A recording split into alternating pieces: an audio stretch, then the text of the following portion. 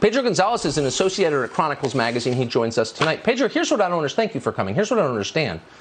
You can be entirely for the vaccines and believe in science. I think I've never met anyone who's not for vaccines who thinks the polio vaccine's a bad idea. Most people think the COVID vaccine's a good idea. But why can't you come out in favor of the vaccine and also defend people who choose not to take it? Why is that not a principle worth staking everything on? Why is that not an essential principle that you should not be forced to take medicine you don't want? Why can no Republican stand up and say that? Right. Well, the vaccine is so important that we're allowing an unlimited number of unvaccinated people to enter the country illegally at the southern border and even having the military chauffeur them around. The answer to your question is that this isn't about public safety, it's about control.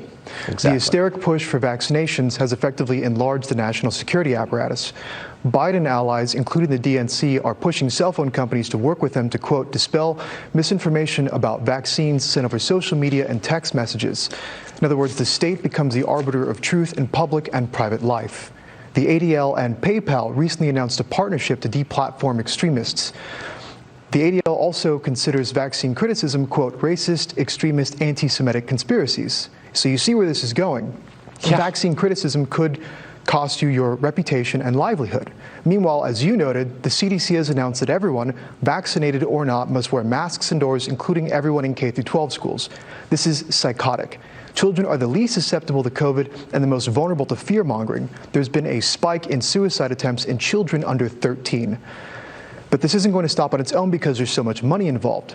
COVID-19 vaccine profits have minted 9 new pharma billionaires. This is the same industry that was pushing the opioid crisis. They're now heroes, right? So where's GOP leadership?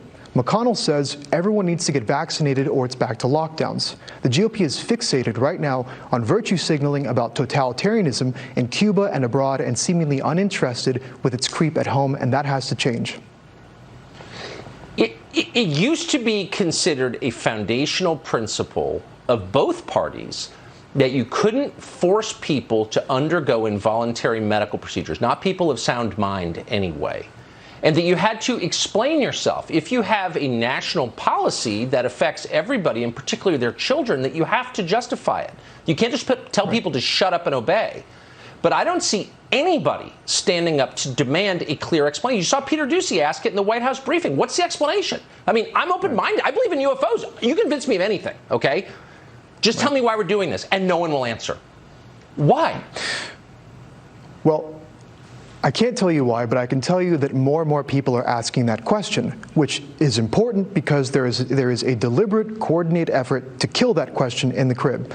I never really had a strong opinion about vaccines. I was ambivalent about them. But like you said, the removal of consent, forcing this not only on us but our kids, that to me was the line. There was no going back at that point.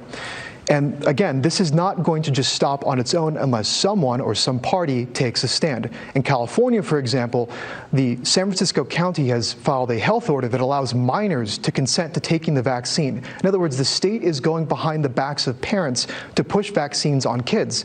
And if you're a parent that tries to intervene, well, you now have to fight with the state over custody of your kid. This is insane. Yeah, it shows what frauds the professional libertarians are. They should be leading the church against this, but of course they're silent. Pedro, I appreciate you coming on tonight. Thank you very much.